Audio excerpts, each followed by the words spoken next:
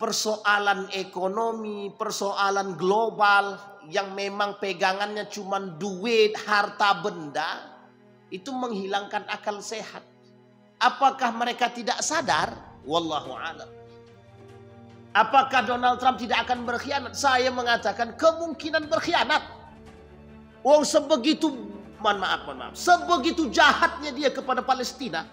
Lu kok kita masih bisa percaya dengan orang-orang seperti ini? Cuma itu poin penting, Pak.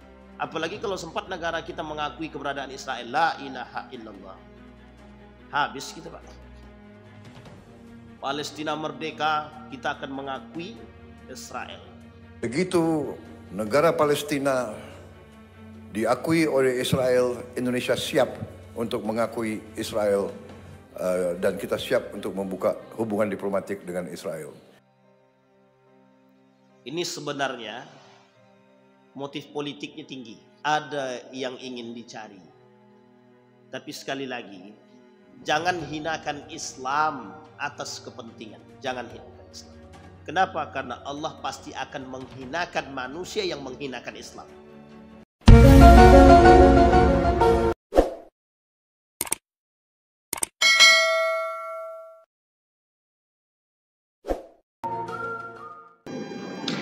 Assalamualaikum warahmatullahi wabarakatuh.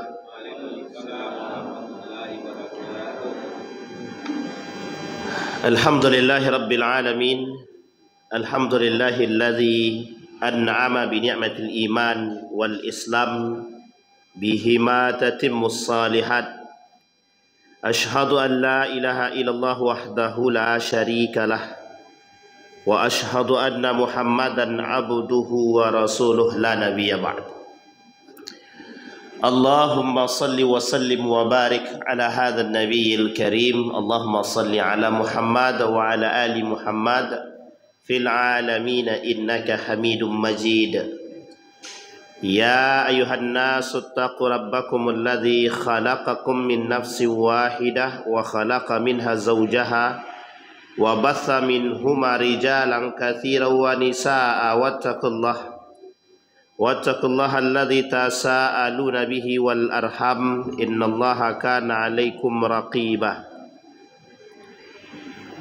Wa qala Allah ta'ala ya ayyuhalladzina amanu taqullaha wa qulu qawlan sadida yuslih lakum a'malakum wa yaghfir lakum dhunubakum. Wa man yuti'illaha wa rasulahu faqad faza fawzan 'azima.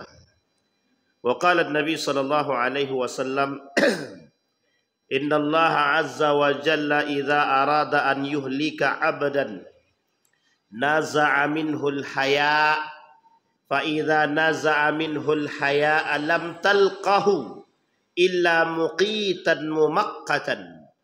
Fa'idha lam talqahu illa muqitan mumaqqatan nuzi'at minhul amanatu.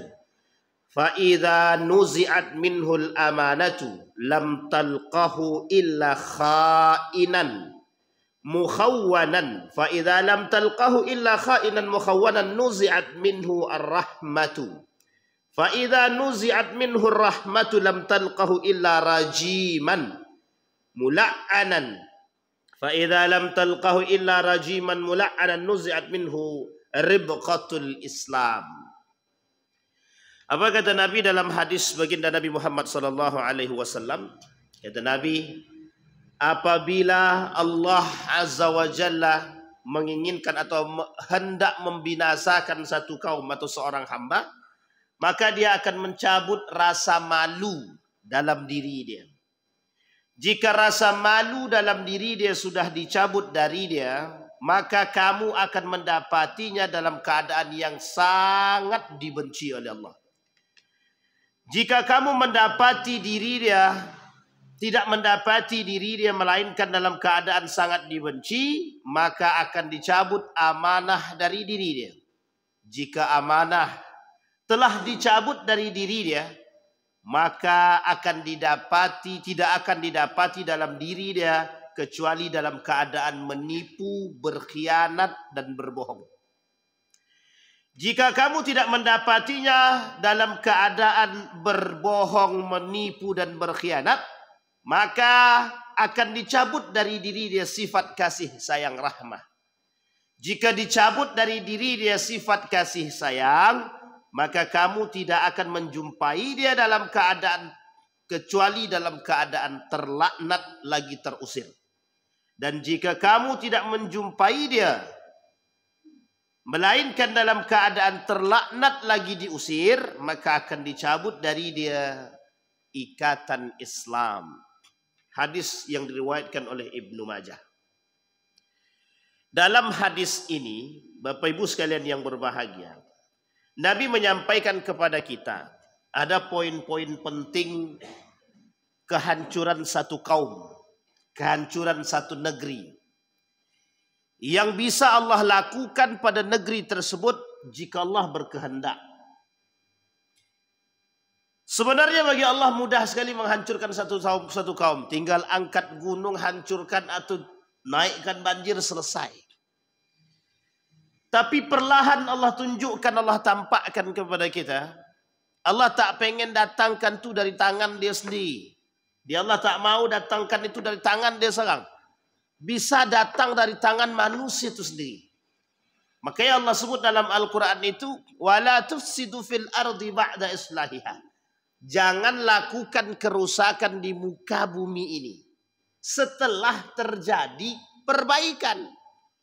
Pada masa sebelum Nabi Adam alaihissalam, dah kita tahu bahwa posisi bumi ini hancur disebabkan ulah tangan mereka. Ada makhluk sebelum Adam, tapi melakukan pertumpahan darah yang Allah abadikan di dalam Al-Quran.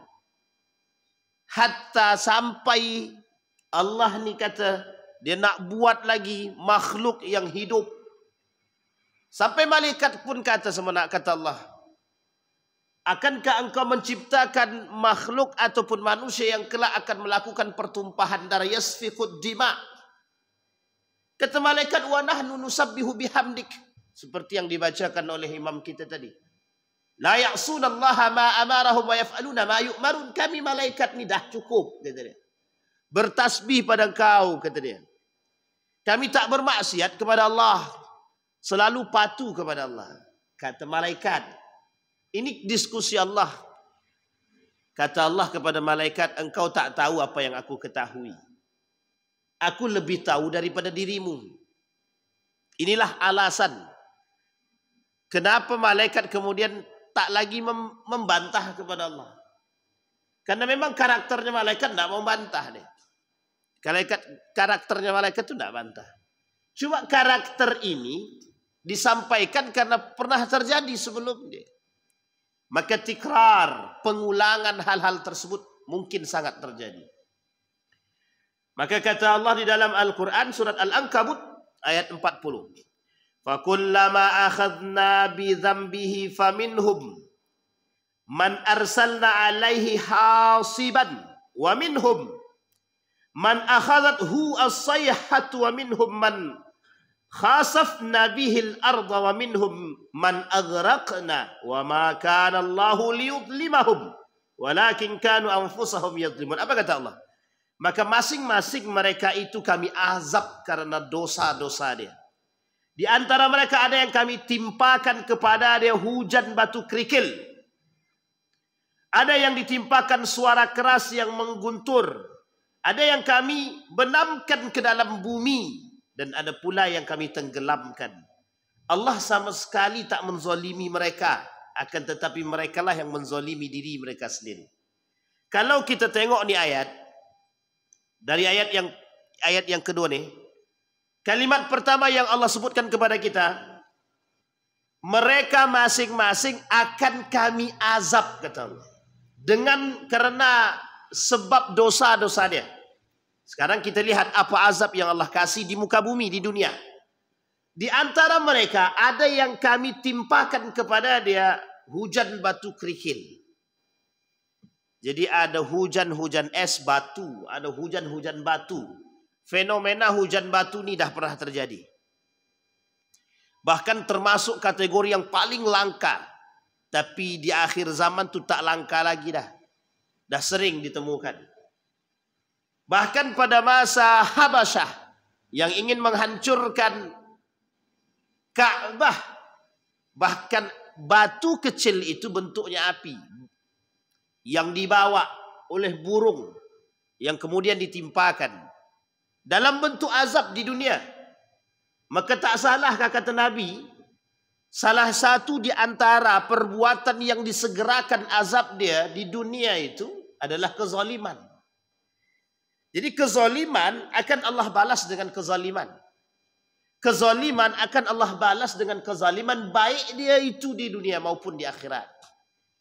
Jadi jangan macam-macam sama Tuhan, sama Allah nih. Allah dia yang punya, jangan kita pernah menzalimi dia. Sekuat apa manusia menutupi diri dia dari tipu daya yang dibuat oleh manusia itu sendiri, dia Allah tidak pernah tidur. La yanamu ahad wa la yanamu battatan. Allah tidak pernah tidur karena Allah tahu siapa yang berbuat apa yang dia buat. Dia tahu. Si fulan bin fulan, kezaliman apa yang dah kau buat, Allah tahu. Tak ada yang Allah tak tahu. Maka Asmaul Husna, salah satu bentuk yang, salah satu amalan yang harus kita pegang, salah satu bentuk sesuatu yang harus kita ketahui bahwa Allah ni tak tidur, bahwa Allah ni melihat semua hamba, bahwa Allah ni maha kuasa, bahwa Allah ni semua dia tahu. Tak ada yang tak Allah tahu. Maka manusia seharusnya malu dengan kondisi kezoliman yang dia dah buat. Maka tak salah ketika Allah mengatakan dalam hadis yang pertama tadi yang kita sampaikan, setidaknya kehancuran satu kaum tersebut, kata Allah, kata Nabi dalam hadisnya, ada di beberapa faktor penyebab. Yang pertama, yang mulai tampak kehancuran satu kaum itu, kehancuran satu kaum kata Nabi, jika lepas daripada dia simpul malu. Orang dah tak punya malu, dia bebas dia nak melakukan zalim, maksiat apapun dia buat. Sehingga kata Allah, orang yang tak punya malu ni, dia nak buat zalim, dia nak buat maksiat, dia nak buat bentuk-bentuk apapun macam bentuk dia nak buat. Yang penting satu saja, kerusakan, kehancuran, bukan islah. Dia nak buat kehancuran, dia bukan nak buat perbaikan. Kita ambil contoh lah. Kita ambil contoh. Adakah mereka yang melakukan kemaksiatan kepada Allah melalui mencuri haknya orang lain, mengkapling tanah orang lain, mengambil haknya orang lain, punya rasa malukah dia? Punya rasa malukah? Tak punya rasa malu. Apa sebab? Karena rakus dia, keserakahan dia lebih tinggi daripada malu tu dia sendiri. Kita lihat hadis baginda Nabi Muhammad SAW. Apa kata Nabi? Satakunu atharatun wa umurun tunqirunaha. Qalu ya Rasulullah, fama ta'muruna? Qala tu'adduna al-haqqa alladhi 'alaikum wa tas'aluna Allah alladhi lakum. Pada suatu saat nanti kalian akan menemukan sikap individualisme dan hal-hal yang kalian tidak senangi. Para sahabat bertanya, apa yang saat itu datang kepada kami dan apa yang Anda perintahkan? Beliau menjawab, tunaikanlah hak orang lain, sedangkan untuk diri kalian mintalah kepada Allah. Tu Nabi dia kata, kelak di hari kiamat tu banyak orang yang ngambil hak orang lain. Banyak orang yang ngambil hak orang lain. Tanpa dia punya rasa malu bahawa dia punya orang. Tak dapat tahu. Yang penting aku senang. Yang penting kami dah cukup. Yang penting kami okey. Dan penting kami dah puas. Betul kata ibu tu. Yang penting kami puas. Masalah kalian, masalah dia, masalah si fulan, ni bin fulan, si anu, si anu. Tak, kami tak fikirlah. Kami tak ambil pusing lah. Tak ambil pusing. Tak. Kenapa tak ambil pusing? Karena dia cukup untuk diri dia sendiri. Padahal kata Nabi, untuk diri kalian minta pada Allah. Tunaikan haknya orang lain. Jangan hak orang lain yang kalian ambil. Ini poin penting bagi kita. Karena kata Nabi, di hari kiamat itu, di akhir zaman itu kata Nabi, di tengah umat manusia itu pengkhianat, di tengah umat manusia itu pendusta, penipu, semua. Di akhir zaman. Apa yang tak kita tengok sekarang? Apa perkataan Nabi yang tak terbukti hari ini? Tak ada. Semua terbukti. Inilah nubuat Nabi. Maka kata Nabi, salah satu penyebab kehancuran satu kaum tadi, kata Nabi, hilangnya rasa malu daripada diri dia, manusia itu sendiri. Sekarang ibu tengok, bapak ibu tengok. Dalam revolusi Arab itu terjadi berbagai macam bentuk pengkhianatan. Turki Utsmani, kerajaan Islam Turki Utsmani itu dikhianati oleh umat muslim. Makanya kenapa Turki Utsmani itu hancur? Itu penyebab hancurnya bukan faktor eksternal saja. Faktor dalam umat muslim itu yang memang dah rakus kekuasaan. Tak ada rasa malu dah dalam diri. Tak ada. Maka apa kata dia? Dibuatnya muncul, Pak, ada namanya kerajaan Safawiyah nama dia. Ada kerajaan Safawiyah, kerajaan Syiah. Ini bangun di Syiah yang ada di Mesir. Ada kerajaan Safawiyah Syiah ini, dia memberontak dah kepada Turki Utsmani. Dia bangun satu kerajaan kecil, dibantu oleh Inggris, dibantu dana, kemudian dibantu militer, dibantu persenjataan. Tujuannya cuma satu, untuk berkhianat sama siapa? Sama Turki Utsmani. Padahal sama-sama Muslim. Coba bayangkan. Adakah rasa malu dalam diri? Tak. Adakah malu kepada Allah? Tidak. Malu kepada Allah tak ada, apalagi malu kepada manusia. Coba bayangkan. Adakah manusia yang berzinah di tengah jalan sekarang? Ada dia malu sama Allah? Tak malu. Ada orang yang tidak suami istri berpegang tangan di tengah jalan. Tak malu dia sama Allah? Tak malu. Sama Allah tak malu, apalagi sama manusia. Sampai sini paham? Jadi kalau dia dah tak punya rasa malu sama Allah dan Rasulnya, dia tak akan malu sama manusia. Tak akan. Kalau bahasa lain, itulah yang menyebabkan membedakan dia dengan binatang. Coba bayangkan, binatang punya rasa malu. Berzinah tengah jalan, kucing, mohon maaf, kucing. Berzinah dia tengah jalan tuh. Dia tak punya rasa malu, dia tak punya akal, dia tak punya iman. Ini manusia punya akal, punya iman, punya agama. Lebih parah pula daripada binatang itu sendiri. Na'udzubillahi tsumma. Tapi Allah kata begitu. Ya, apa kata Allah? Balhum adal. Tapi jauh mereka lebih berbahaya daripada binatang itu lagi. Kalau dah rasa malu tak ada dalam diri seseorang, rasa malu tak ada, lisan ni berbicara tanpa ada batasan sama sekali. Coba lihat orang yang berbicara sesuka hati tanpa rasa malu. Apa yang dia ucapkan? Ngelantur semua. Entah gibahin orang, entah ngomongin orang, semua dia sebut. Bahkan aib dia sendiri saja dia sampaikan. Dia tak punya rasa malu. Kadang hubungan rumah tangga dia, aib rumah tangga dia sampaikan pada orang. Dia tak sadar kalau itu tak punya rasa malu. Nah, inilah pentingnya. Maka ada peribahasa mengatakan al-haya'u minal iman. Kenapa saya tak katakan ini hadis? Karena kontroversi di tengah para ulama, termasuk ulama-ulama hadis.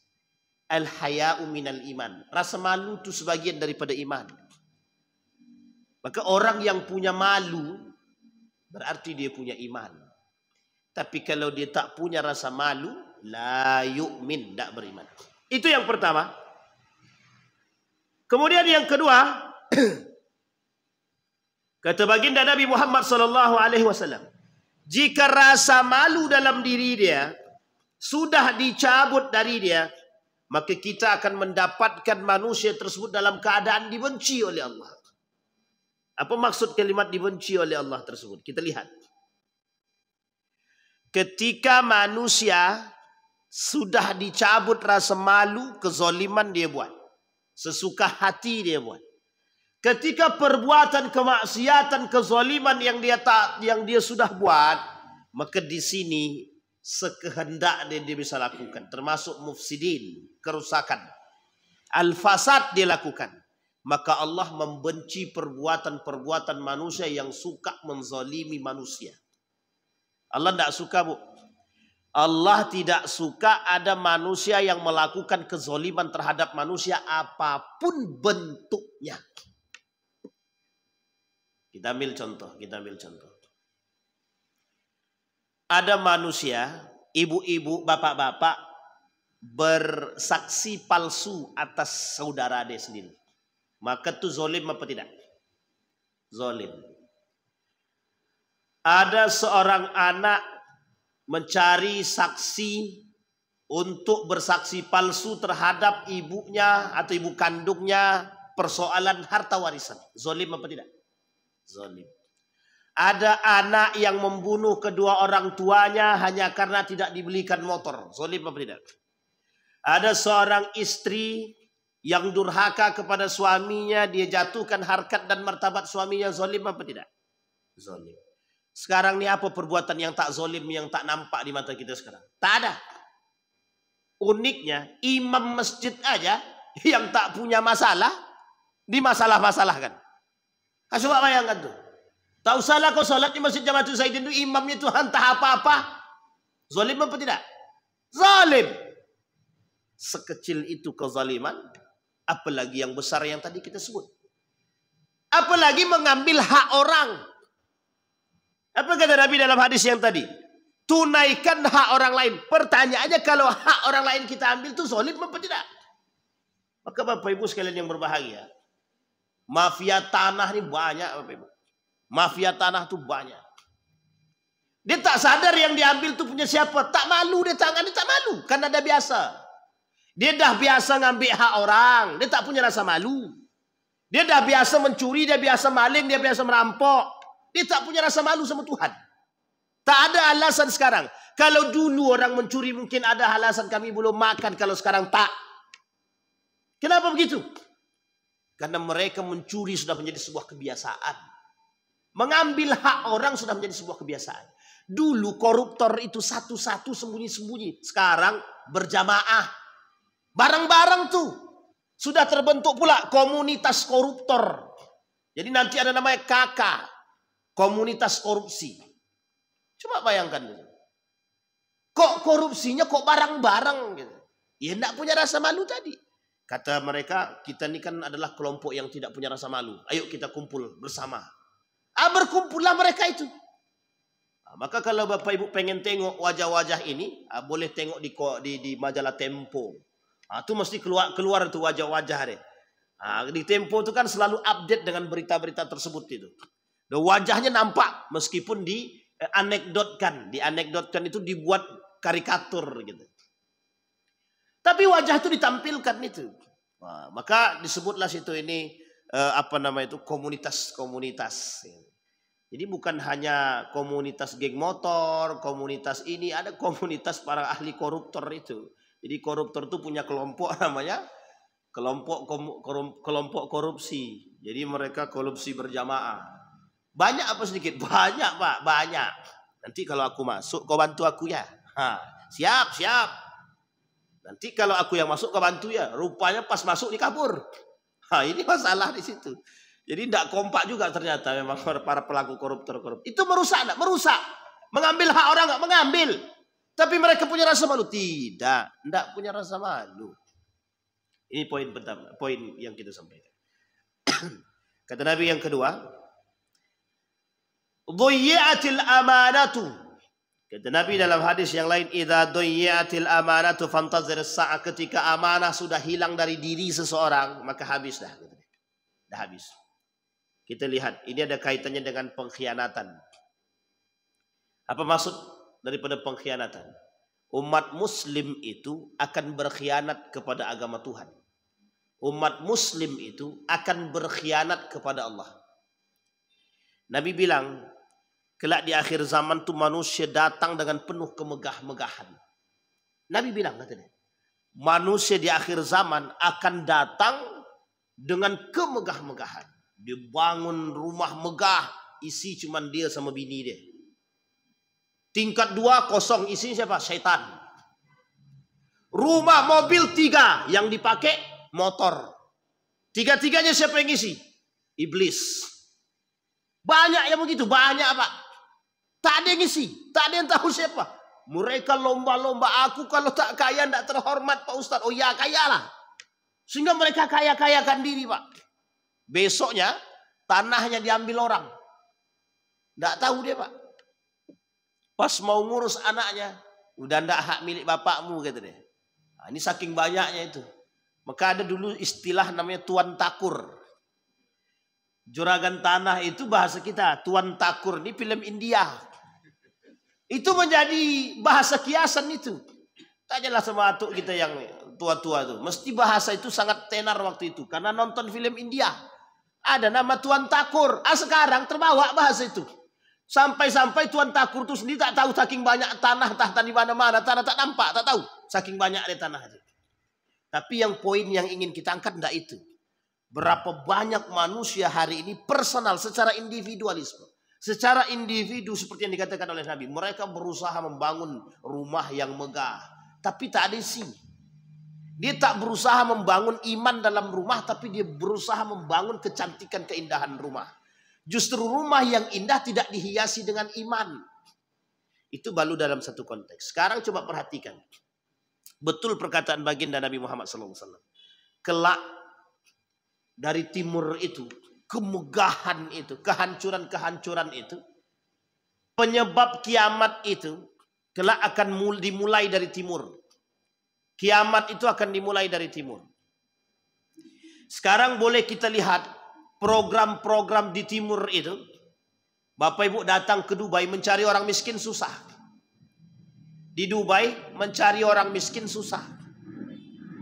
Tapi uniknya negara-negara Islam itu sekarang investasi besar-besaran ke orang kafir itu.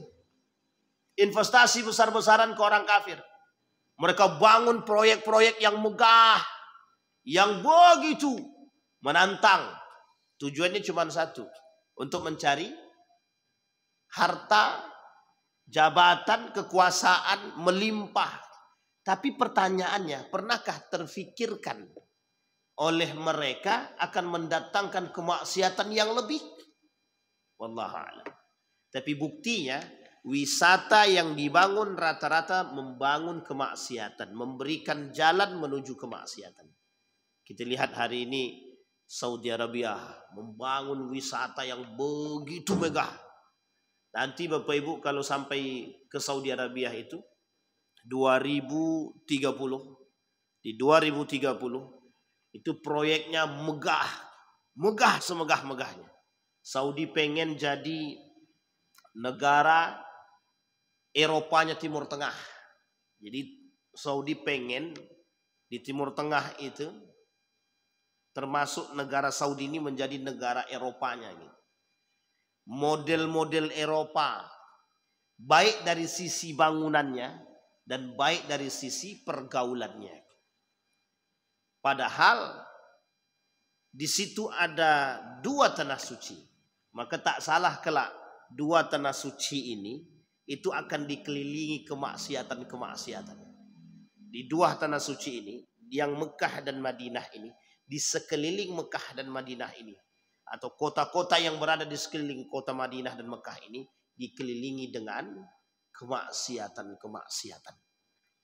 Jadi bahasanya kalau kita ilustrasikan, di tengah ini ada yang sedang ibadah, di kelilingnya ada yang bermaksiat.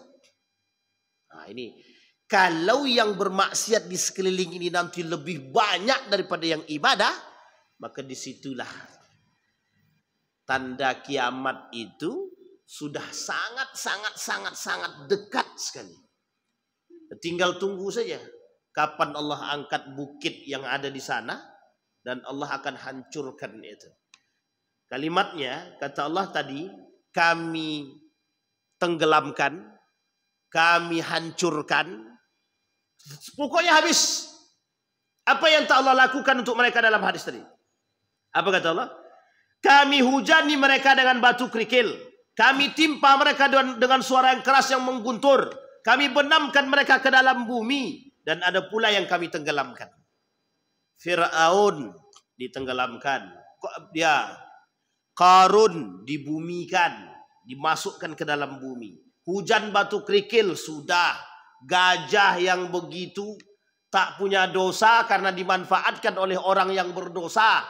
Kerikil dengan api Allah turunkan. Suara dentuman yang begitu besar sudah Allah tunjukkan. Tapi manusia, maka ini unik manusia sekarang nih. Saking tingginya ilmu. Ketika terjadi gempa bumi, itu adalah pergeseran lempeng bumi. Gitu. Ya memang betul secara ilmunya begitu memang. Pergeseran lempeng bumi. Tapi pernahkah dia berpikir bahwa apa yang Allah katakan itu dalam Al-Quran menjadi satu hal yang harus diperhatikan? Dia tak pikir. Kenapa dia tak pikir? Karena dia tahu ilmu yang dia miliki sudah cukup mampu untuk menganalisa. Seolah-olah campur tangan Tuhan terhadap persoalan itu tidak ada. Ini urusan keilmuan. Maka ada gunung meletus. Itu bukan urusan Tuhan itu. Itu sudah saatnya dia meletus. Na'udzubillah itu mah. Coba saking tingginya ilmu manusia sekarang. Air itu banjir. Ya itu kan karena debit air yang. Padahal bukan itu yang dimaksud. Allah ingin tunjukkan. Nih loh. Ketika banjir datang kalian mau gimana? Hidup kalian seperti apa? Coba nalar yang berpikir tuh yang diangkat yang begitu. Akan banyak manusia yang bersyukur. Akan banyak manusia yang bertobat. Tapi karena yang diangkat adalah akal, dia tak anggap itu azab.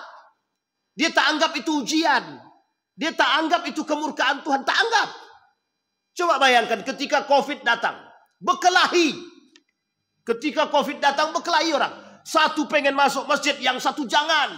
Jangan masuk masjid. Nanti virus tersebar. Rupanya masuk masjid, tak masuk masjid, virus juga ada jalan. Bahkan yang di rumah lebih mati pula daripada yang di dalam masjid lagi. Coba bayangkan. Akal terlalu tinggi diangkat, nggak usah kalian bersentuhan. Kalian ini virus COVID, nggak usah bersentuhan. Tapi begini, ya sama saja Pak, sentuh juga ini. Meskipun salam begini, ini bersentuh apa tidak? Apa bedanya dengan begini? Emang virus itu tidak telapak tangan? Sampai di sini paham. Kadang-kadang menganggap ilmu itu lebih tinggi ternyata tak masuk di akal juga. Sangat tak masuk di akal kadang-kadang. Tapi kita paksakan akal untuk menerima. Sementara azab Allah yang jelas-jelas Allah tuliskan dalam Al-Quran, umat mukmin muslim tak percaya. Nah, itu kondisi kita sekarang. Bisa dilihat ya Bapak Ibu ya, bisa dipaham. Berapa banyak masjid yang ketika COVID datang yang tak buka. Hampir semua masjid. Meskipun ada 1-2. Tapi hampir mayoritas tak ada yang berani. Kenapa tak berani? Kami tak mau ambil resiko. Tapi pasar dibuka. Masjid tutup, pasar buka. Salut juga Pak.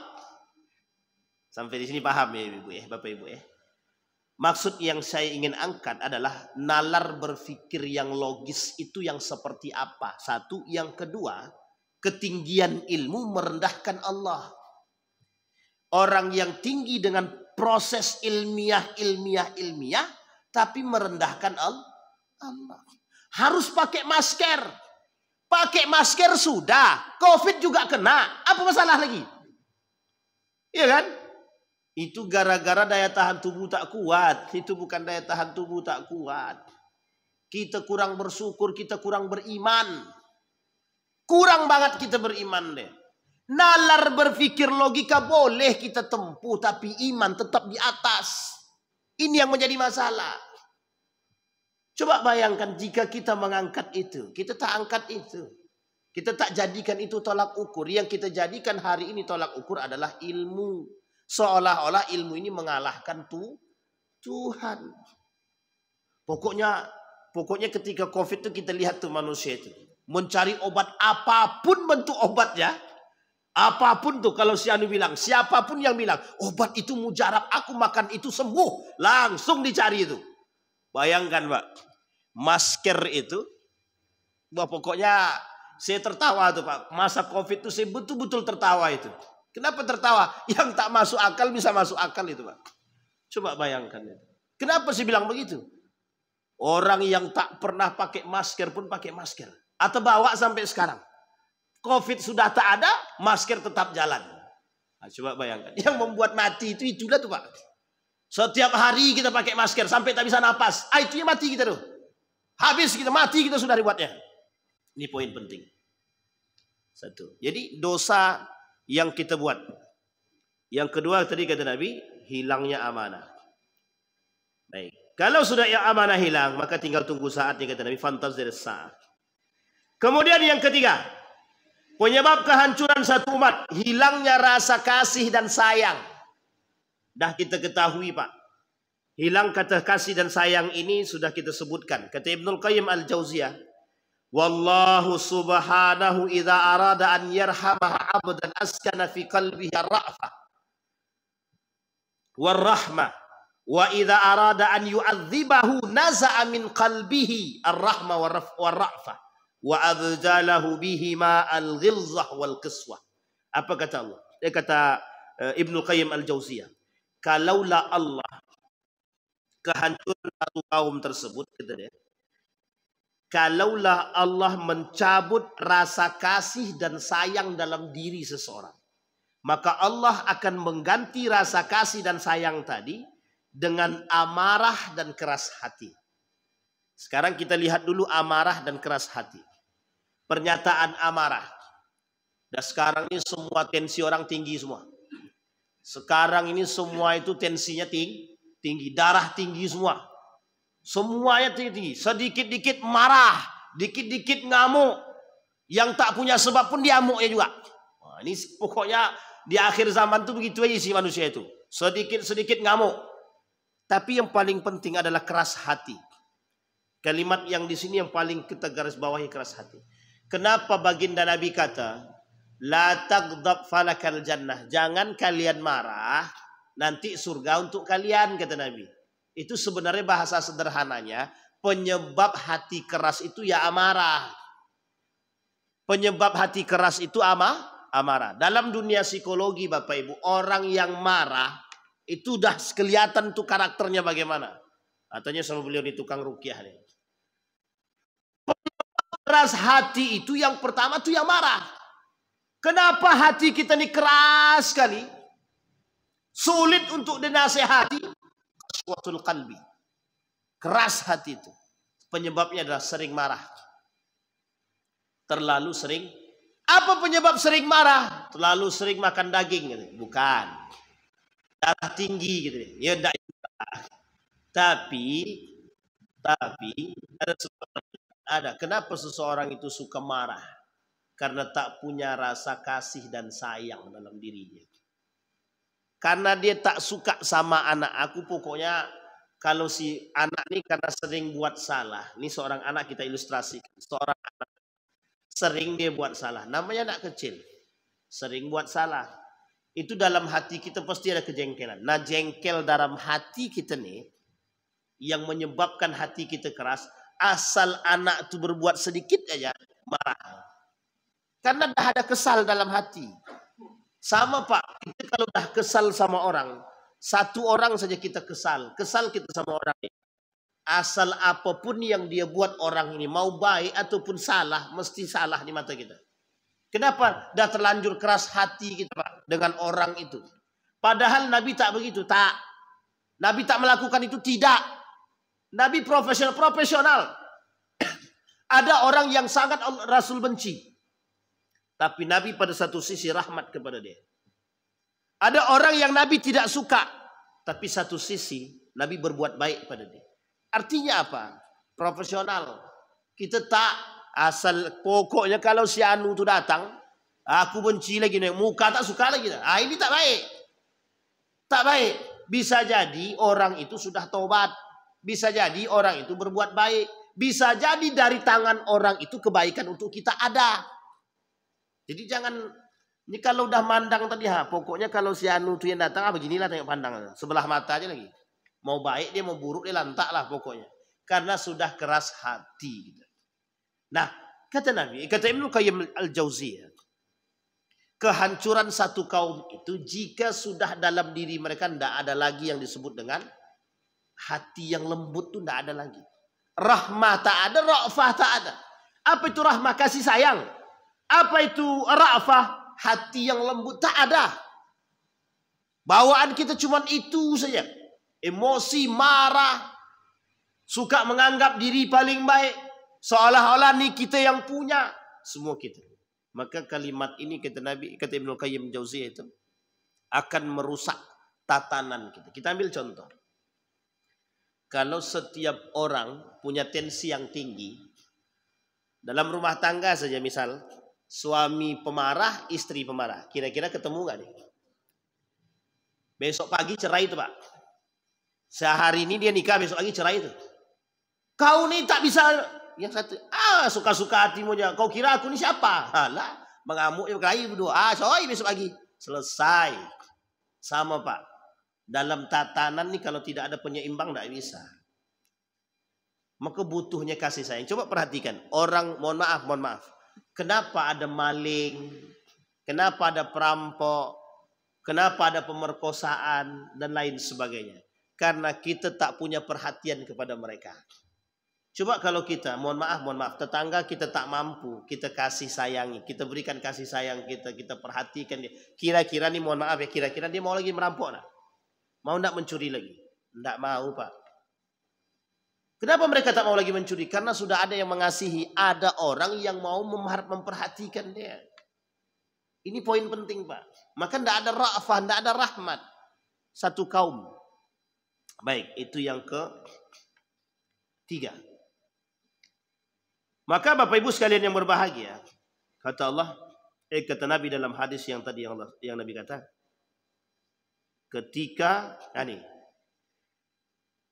maka ketika ra'fah itu tak ada lagi, rajiman mula'anan, maka mereka akan dicabut dari dia rahmat, maka kita akan mendapatkan mereka dalam keadaan terlaknat lagi pada terusir.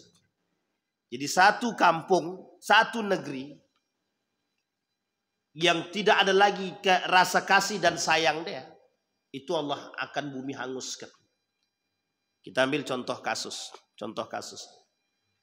Kasus Nabi Lut.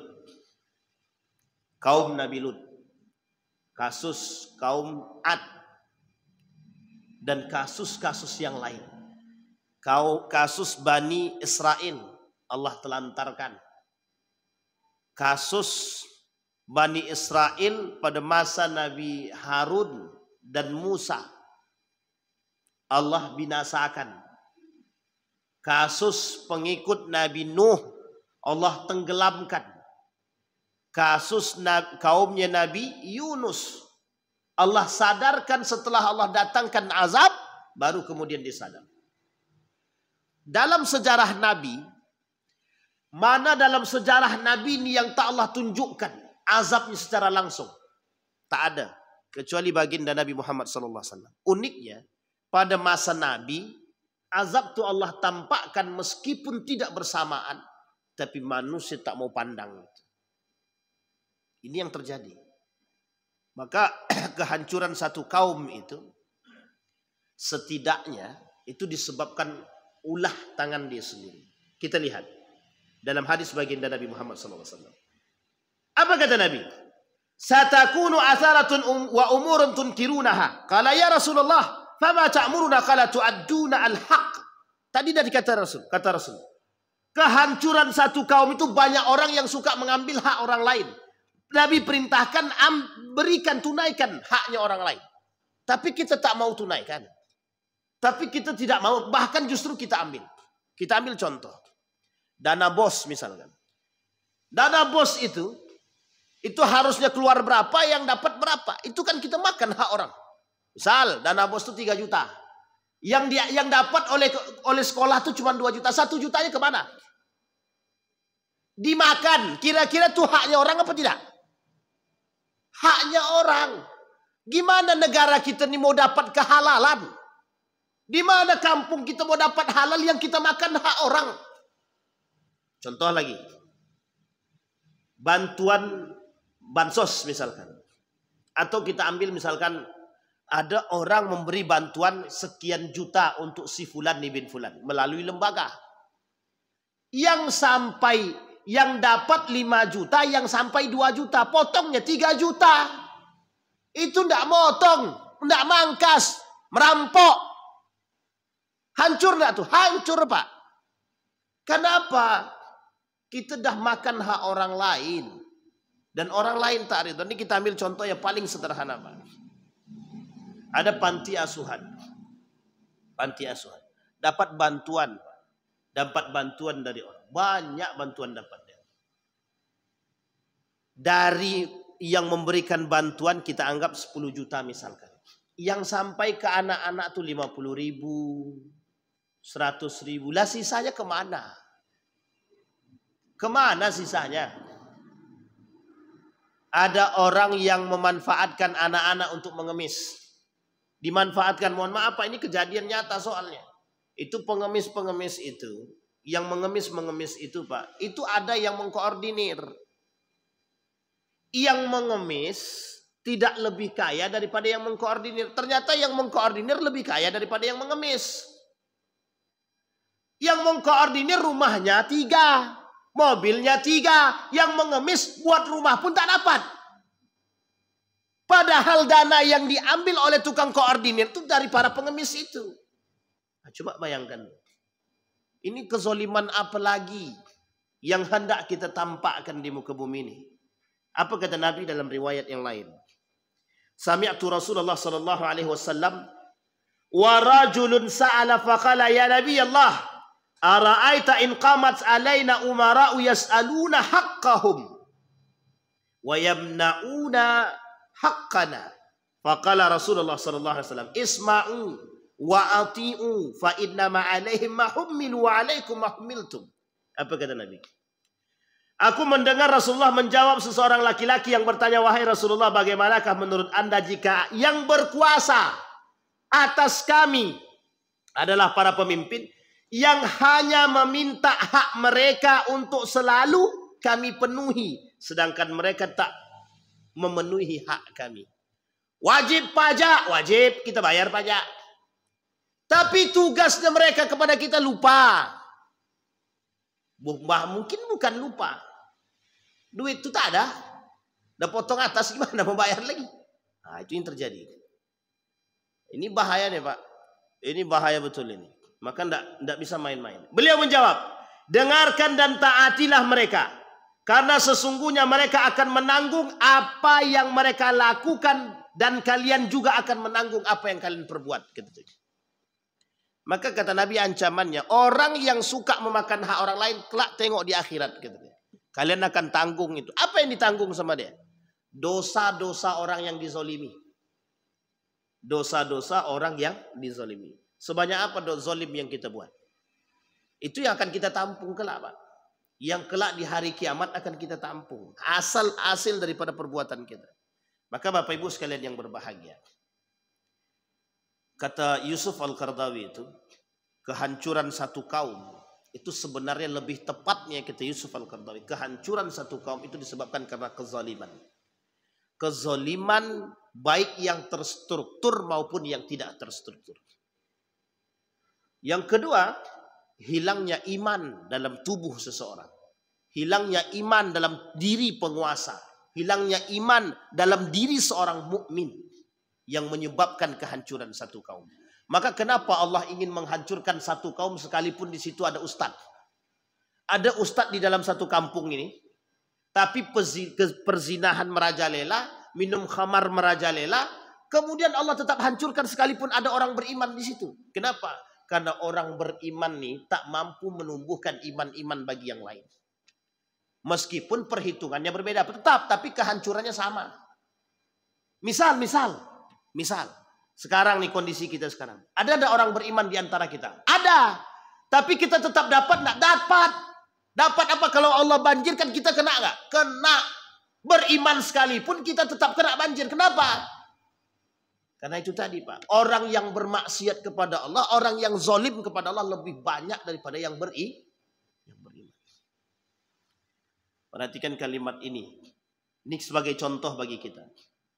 Apa kata Nabi dalam hadisnya, yazharu ma'dinun fi ardi bani Sulaim yuqalu lahu Fir'aun au Fir'aun Fir'aun au Fir'an yakhruju ilaihi syirarun nas au yuhsyaru ilaihi syirarun nas. Akan keluar harta-harta simpanan di bumi Bani Sulaim yang disebut Fir'aun atau Fir'an, ia akan didatangi oleh orang-orang yang paling jahat. Ini kondisi dah kita temukan. Donald Trump itu kurang zalim apa? Sekarang Donald Trump nih keliling ke negeri-negeri Arab, minta investasi. Orang-orang Arab, investasilah ke negeri kami. Ini sesuai banget dengan perkataannya, Pak. Datang ke Dubai, Dubai investasi. Datang ke Qatar, Qatar investasi. Datang ke Bahrain, Bahrain investasi. Datang ke Saudi, Saudi investasi. Apa kata Nabi? Akan keluar harta-harta mereka dari Bani Sulaim. Maksud Bani Sulaim ini apa? Dari negeri-negeri Arab. Yang disebut Fir'aun atau Fir'an. Ia akan didatangi oleh orang-orang para penjahat. Orang-orang zalim.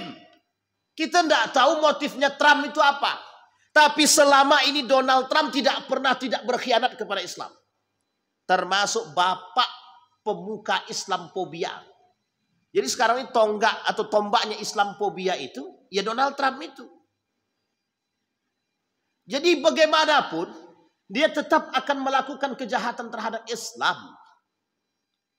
Nah, cuman masalahnya, persoalan ekonomi, persoalan global yang memang pegangannya cuman duit, harta benda, itu menghilangkan akal sehat.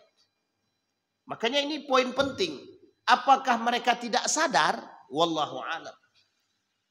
Apakah Donald Trump tidak akan berkhianat? Saya mengatakan kemungkinan berkhianat. Kemungkinan berkhianat.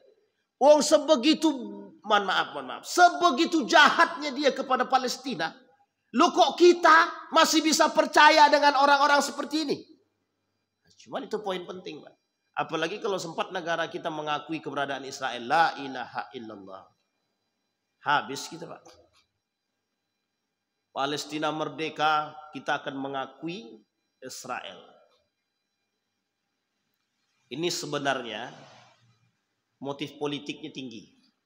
Motif politiknya tinggi. Ada yang ingin dicari. Tapi sekali lagi, jangan hinakan Islam atas kepentingan. Jangan hinakan Islam. Kenapa? Karena Allah pasti akan menghinakan manusia yang menghinakan Islam. Allah akan menghinakan manusia yang menghinakan Islam. Islam dijaga oleh Allah. Ka'bah saja yang punya Allah, apalagi Islam. Allah cuman pengen, hei orang beriman, kalian berjuang atas Islam. Islam ini punya kami, agama-agama Allah, pasti Allah jaga. Yang menjadi masalah, kita umat muslim ini berada pada posisi pejuang atau pembangkang atau pengkhianat. Itu poin pentingnya. Makanya kenapa Allah hancurkan satu kaum pengkhianat, pembangkang, pemaksiat, pelaku kejahatan. Mereka tak mau lagi. Secara zahir ditunjukkan kepada pengikut Nabi Nuh. Kami tak percaya. Sama Tuhan kalian kami tak percaya. Itu lebih jelas, Pak. Dia kafir, tak percaya kepada Tuhan Nabi Nuh. Ini sudah muslim. Menyatakan keislaman, bersyahadat. Justru mereka yang melakukan pengkhianatan dan pembangkangan. Kata Allah, jangan main riba, main juga. Jangan minjam duit dengan bunga, main juga. Akhirnya apa? Tak selesai-selesai sampai kiamat itu hutang. Dijual kali negeri kita ini kan mungkin belum terbayar hutang lagi. Itu bahasa kasarnya, Pak. Kenapa? Ini yang menjadi masalah. Maka tatanan dunia ini karena kejahatan, pengkhianatan dan pembangkangan rusak. Jadi kerusakan itu yang menyebabkan Allah cabut dan Allah hancurkan. Jadi sudah kita tampakkan. Nah, Bapak Ibu sekalian yang berbahagia, apa kata Nabi? Maka akan datang para penjahat-penjahat yang ingin mengambil keuntungan dari negeri-negeri Arab. Bisa jadi dari apa yang dikatakan oleh baginda Nabi ini, itu keadaannya sekarang. Kita ambil contoh ya Ibu ya, Bapak Ibu ya. Dari prosesi haji dan umroh saja, itu pendapatan Saudi itu besar, yang tak pernah berhenti setiap tahunnya. Sekarang kita ambil satu ilustrasi. Ketika Ka'bah pada masa Abdul Muthalib sebagai pemuka tokoh ketika itu menjaga Ka'bah, Raja Habasyah tidak setuju nih Pak. Kenapa kok orang lebih suka datang ke Mekah? Padahal waktu itu jumlah yang datang tak sebanyak sekarang. Kira-kira nih, kira-kira. Apa alasannya Raja Habasyah? Alasannya satu. Kenapa pendapatannya orang-orang negeri Mekah lebih banyak daripada pendapatan kerajaan Habasyah? Padahal kerajaan Habasyah ini sistemnya raja. Dibangunlah yang seperti Ka'bah agar orang datang dengan daya tarik yang tinggi. Ternyata tidak. Sampai di sini paham? Bisa dipahami Bapak Ibu ya. Motif ekonominya sudah jelas. Kenapa orang tak mau datang ke Habasyah? Kenapa orang kok datangnya ke Mekah? Ke Ka'bah itu apa sih sebenarnya Ka'bah itu?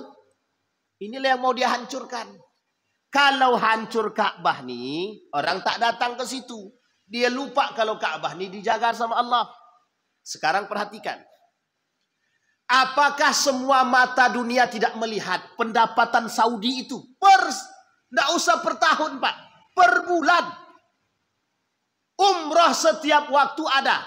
Selesai pasca haji ini. Itu semua orang datang dari negara manapun untuk melaksanakan per tanggal 29 Juli. Dibuka. Umrah dibuka. Selesai haji tepat, haji selesai, visa umroh dibuka. Orang berangkat. Pertanyaannya yang datang 1-2. Tidak apa. Penuh hotel penuh. Pertanyaannya adalah, berapa banyak duit yang dimiliki oleh Saudi setiap waktunya? Berapa pendapat? Ini pasti akan menjadi incaran. Maka dibutuhlah pemimpin-pemimpin yang benar-benar. Makanya mohon maaf Pak. Kenapa Syarif Hussein, Ibnu Saud ingin menguasai Hijaz? Karena di situ sudah kelihatan Pak, penjaga 2 tanah suci, pasti orang datang ke situ. Orang sudah tahu. Makanya mohon maaf, kalau sudah tahu peluang, jelas Pak. Makanya orang berebut Pak, pengen jadi gubernur Mekah tuh rebutan. Ketika itu yang dipilih jadi gubernur Mekah Syarif Hussein. Tapi karena Syarif Hussein kong kali kong dengan Inggris, membelok dia kepada Inggris. Berkhianatlah dia kepada Turki Utsmani. Jadilah yang disebut dengan revolusi Arab. Hanya karena ingin memegang Mekah dan Madinah sebagai 2 tempat suci. Alasannya bukan tempat sucinya Pak. Karena Syarif Hussein tahu ke depan 2 tanah suci ini bakal bisa menghasilkan pundi-pundi yang besar. Terbukti. Bapak Ibu tengoklah. Ini saya kasih contoh. Ketika bulan suci Ramadan. Tower Zamzam. 1 kamar 180 juta per hari. Per hari. 1 kamar. Sekarang yang kira-kira saja. Yang nginap di situ yang kaya apa yang miskin? 1 hari, 1 kamar, 180 juta. Apalagi ketika mendekat Lailatul Qadar. Itu jangankan 180 juta, 300 juta pun penuh. 300 juta 1 kamar penuh. Nah, coba bayangkan. Itu 1 orang 1 kamar Pak. Nah, coba Bapak Ibu kalikan. Berapa jumlah manusia di muka bumi ini yang berangkat umroh itu di bulan Ramadan? Di bulan Ramadan itu hampir sama padatnya dengan haji. Nah, coba bayangkan. Sekarang logika kita berpikir banyak apa tidak duit mereka? Pasti banyak. Artinya Bapak Ibu sekalian yang berbahagia. Jelas Pak. Ini akan menjadi sorotan dunia.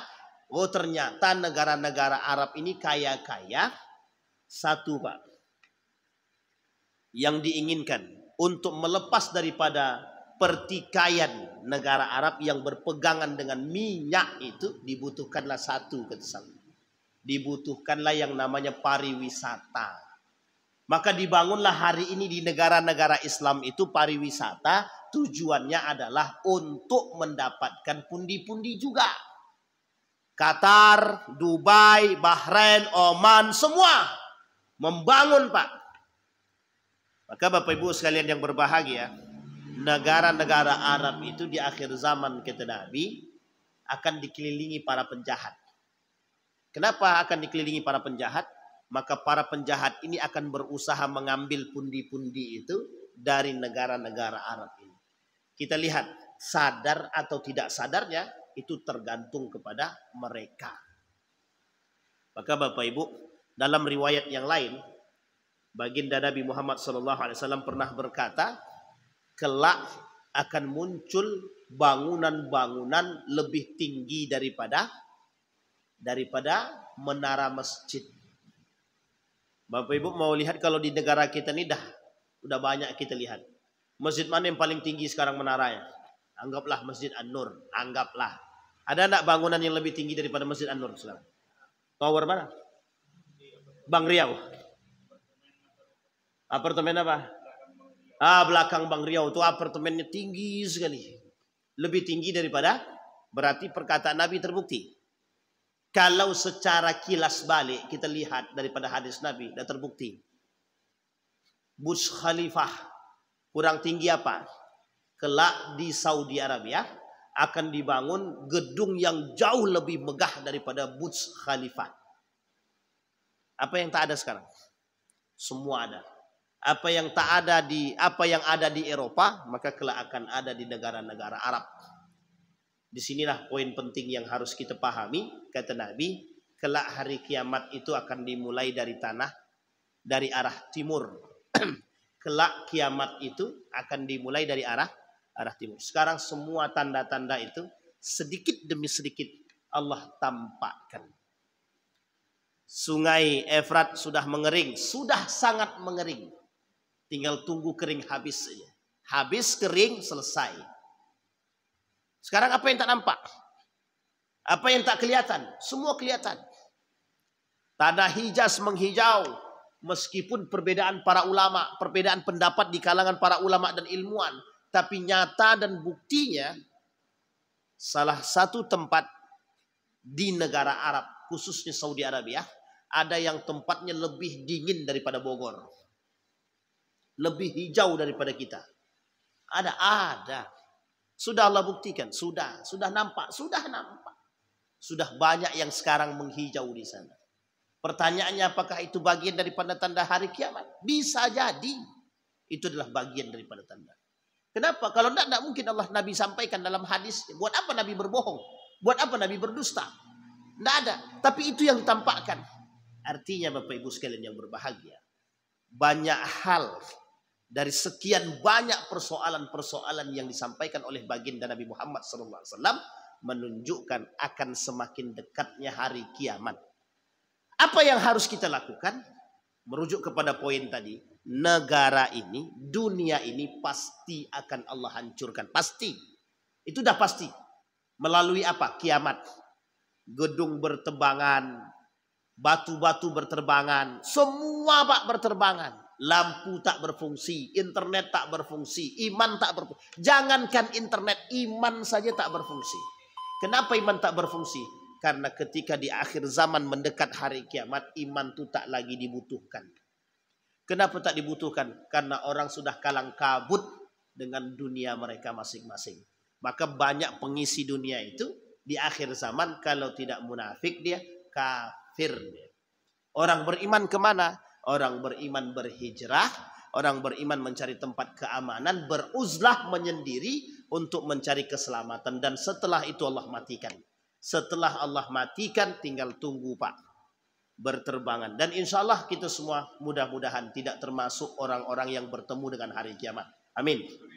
Kalau sempat ketemu kita berarti seburuk-buruknya kaum. Tapi insya Allah kalau ditengok dari wajah-wajah Bapak Ibu semua nih. Dia senyum-senyum ibu-ibu nih. Jadi tenang Bu, tenang. Mati itu dah pasti. Maka Bapak Ibu, tidak salah, saya tambah sedikit. Sahabat Nabi itu bilang begini sama Nabi, ya Rasulullah, doakan kepada Allah, mintakan kematian untuk kami. Kenapa kok begitu para sahabat minta? Saking tak sanggupnya hidup di akhir zaman. Kita sudah terlanjur hidup di akhir zaman, maka paling tidak kita melihat atau merujuk kepada perbuatan para sahabat Nabi untuk mengokohkan iman-iman kita. Mudah-mudahan kita termasuk orang-orang yang beriman. Amin ya rabbal alamin. Mati itu pasti, kiamat itu pasti. Cuma tidak tahu kapan. Mati tidak tahu kapan, kiamat pun kita belum tahu kapan datang. Kita berdoa kepada Allah, mudah-mudahan kita istiqamah. Mudah-mudahan kita termasuk orang-orang yang berpegang teguh dengan agama. Mudah-mudahan kita termasuk orang-orang yang tetap menjalankan perintah Allah dan menjalankan sunnah-sunnah baginda Nabi Muhammad SAW. Allahumma faqihna fid din wa 'allimna ta'wil. Allahumma ansur man nasara ad-din wa akhdhul man khadhal muslimin. Allahumma ansur man nasara ad-din wa akhdhul man khadhal muslimin. Allahumma ansur ikhwanana al-mujahidin fi Palestin wa fi Gaza wa fi kulli makan. Allahumma thabbit qulubana bil iman wa tahhir qulubana bih. Allahumma thabbit qulubana bil iman. Allahumma khtimna bi husnil khatimah wa la takhtimna illa bi husnil khatimah. Allahumma ij'alna minas su'ada'il maqbulin wa la taj'alna minal ashqiya'il mardudin. Allahumma ighfir lahum warhamhum wa'afihim wa'fu anhum wa akrim nuzulahum wa wasi' madkhalahum waj'alil jannata mathwahum. Allahumma a'inna ala dhikrika wa syukrika wa hasna ibadatik. Allahumma ighfir lana dhunubana wa dhunuba walidina warhamhuma kama rabbayana shighara. Allahumma ij'alil Qur'anal 'azima rabi'a qulubina wa nura sudurina wa jilaa'a ahzanina wa dhihaba humumina wa ghumumina. Rabbana atina fid dunya hasanah wa fil akhirati hasanah wa qina azabannar. Walhamdulillahirabbil alamin. Assalamualaikum warahmatullahi wabarakatuh.